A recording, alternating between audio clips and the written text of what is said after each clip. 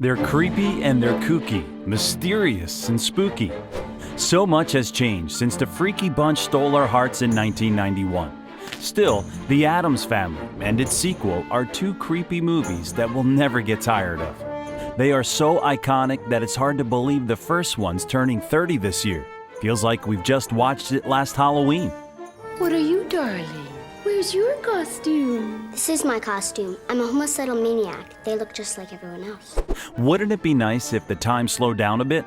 Meanwhile, we're curious about what happened in the lives of the actors responsible for the spooky gang, especially after we heard about the revival. Yep, that's right. The morbid yet unbelievably funny family's coming back, sort of. As we dive into the story, don't forget to subscribe and hit that notification bell for more stories that will bring you joy, laughter, and a little spice. Recently, Netflix has landed Tim Burton's live-action Addams Family series. Unsurprisingly, it's going to be focused on the iconic character of Wednesday. No official announcements have been made yet, but fans are already dubbing the Depp family for the roles of Wednesday and Gomez. Meanwhile, Christina Ricci, who played Wednesday herself in the original movies, is rumored to run for Morticia. If the Depps just so happen to be cast, this would mark an interesting reunion, as Johnny and Christina previously co-starred in the gothic horror Sleepy Hollow, directed by Tim Burton himself. Begs the question, are we going to see familiar faces? And what are the original actors up to now? Let's go down that rabbit hole. We know you want to. Anjelica Huston as Morticia, mysterious, elegant, and unbothered by anything. It's hard not to be inspired by Mama Addams. From the way she glided down that mansion's halls to the way she spoke to Gomez with such passion, no one could have done what Huston did. Gomez, Querida. last night you were unhinged. You were like some desperate, howling demon. You frightened me. Do it again. To this day, the 69-year-old Anjelica remains a busy bee. Ever since the blockbuster hit and its sequel, Huston has been featured in movies like Ever After, Daddy Daycare, and a string of Wes Anderson films. She's also worked on the TV shows Smash and BoJack Horseman and appeared in a small but prominent role in John Wick alongside Keanu Reeves. In 2020, Huston joined Gucci's Bloom campaign with Florence Welch and Jodie Turner-Smith. When she's not acting, the former love of Jack Nicholson spends most of her days at a ranch near California's National Forest and is a keen horse rider. Raul Julia as Gomez, suave and quirky, sort of a heartthrob. Puerto Rican actor Raul Julia arguably put up the best performance as the father figure that was both caring and demented at the same time. A fresh take on a familiar character earned him respect and love from fans and co-stars alike.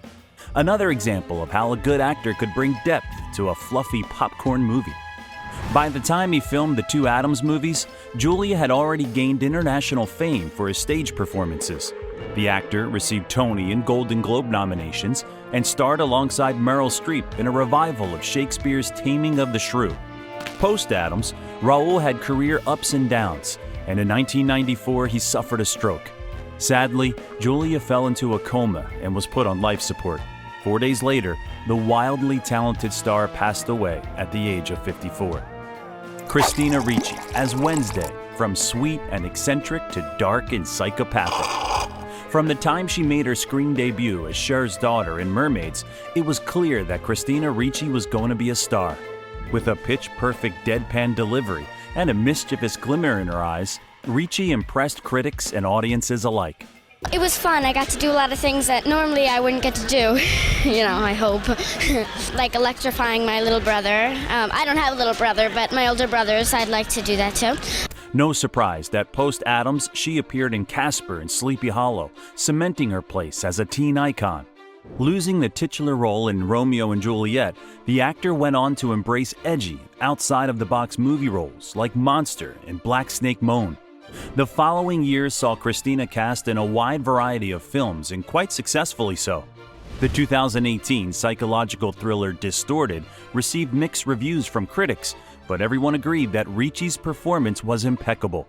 And now, she may be returning to play the matriarch of the Addams Family, which seems to be just perfect. It feels like a no-brainer since, to be fair, she's had enough experience being part of the iconic dark and twisted bunch. Christopher Lloyd as Uncle Fester, a bit creepy and so lovely at the same time. Christopher Lloyd was arguably the biggest star in the family, having played Doc Brown in Back to the Future. His experience in creating offbeat, quirky characters made him perfect for the role.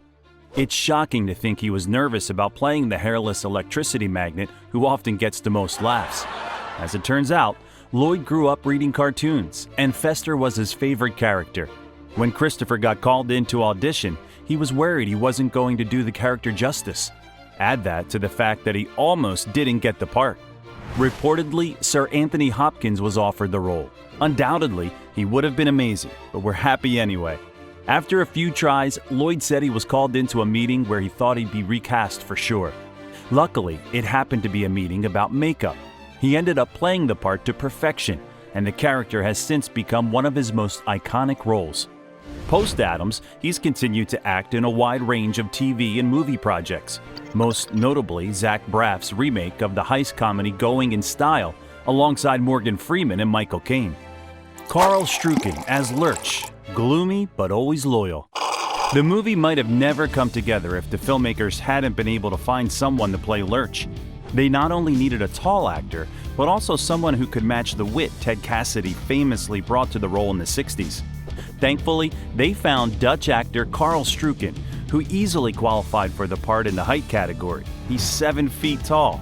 Strucken was able to use his height, along with his distinctive facial features, to his advantage. And thanks to his previous work in Star Trek and Twin Peaks, the actor was chosen for the role of the imposing giant. Post-Addams Family franchise, he has many films and TV credits to his name, including Charmed, My Name is Earl, and most recently, Gotham. Hard to believe, but Carl is now an avid photographer who runs a website specializing in spherical panoramas. Christopher Hart as Thing, the man with the movie star hand. For Christopher Hart, acting was never a primary vocation. The man is a skilled magician who, wait for it, worked with the great David Copperfield. And because he actually resembled David, he participated in several of his most famous illusions. Hart's talent in manipulating his hands and perhaps his early life led to him being part of the family. In the movie, before I got the role, the director and producer gave me an interview, because not only did you have to have the skills, but you had to have the right temperament, because I would literally be under tables for hours with my hand above my head. Turns out, as a teenager, Chris earned extra money working in a cemetery as a gravedigger. Soon realizing that it was a dead-end job, he accepted a position demonstrating tricks at the largest West Coast magic shop. Now that's a step up. Working in Hollywood allowed him to meet and perform before the likes of Michael Jackson and Muhammad Ali. Hart reprised the role for the sequel and later played a hand in the horror comedy Idle Hands. Now the magician mostly travels the world, astounding audiences with his skills. Judith Molina as Grandmama, the stereotypical witch we all think about come Halloween. Grandmama Addams was initially described as having a morbid sense of humor and a devilishly keen interest in the occult, which Judith played perfectly. Appearing in a goofball comedy was a real change of pace for Molina, as she started her journey with dramatic roles in theater. She even co-founded The Living Theater, an avant-garde political acting troupe. It achieved notoriety in the 50s and 60s for promoting things like marijuana use and nudity, both on stage and in the audience. The actor was committed to nonviolence and anarchism all of her life. Later on, Judith appeared in an episode of The Sopranos and was the subject of a 2012 documentary, Love and Politics.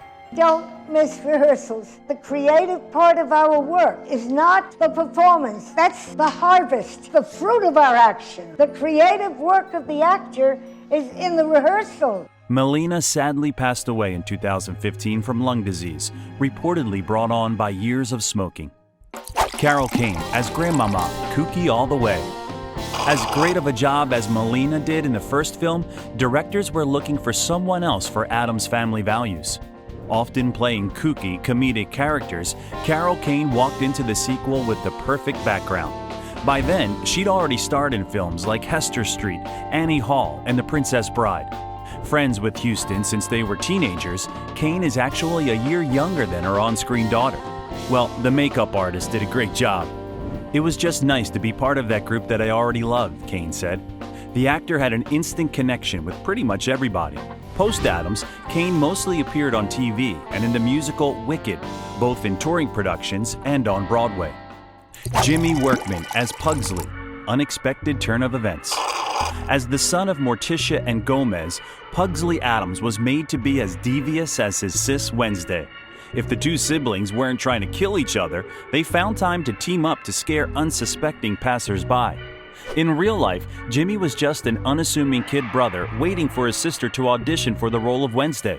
The casting director saw the guy and, sensing something, had him read for Pugsley. Unexpectedly, he got hired, and his sister didn't. Whoa, that must have made for some awkward evenings at home.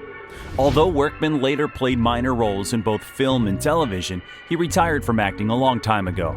Now he works behind the scenes on the technical staff of film and TV production, which is, you know, to each his own. John Franklin as Cousin It, the perfect newcomer. Cousin It may well be the strangest character in the movie, and that's saying a lot. He wasn't created by Charles Addams, but fitted into the world perfectly. John Franklin has been used to playing creepy and oddball characters, so accepting the role of gibbering and hairy Cousin It wasn't a stretch. Before the Addams Family, he was best known as the young cult leader in Stephen King's Children of the Corn, which he would later reprise. Post-Addams Family, John appeared on TV shows like Star Trek Voyager and Chicago Hope and had small roles in films. In 2003, he decided to retire from acting to teach screenwriting in English. 13 years later, John returned to Hollywood as an actor and writer. In 2017, he portrayed Christina "Tina" Boyle in Brooklyn Nine-Nine. It's unlikely that most of the actors return full-time, but perhaps some of them would like to make a cameo. What do you think? Who would you like to see in Tim Burton's TV show? Drop your thoughts in the comments below.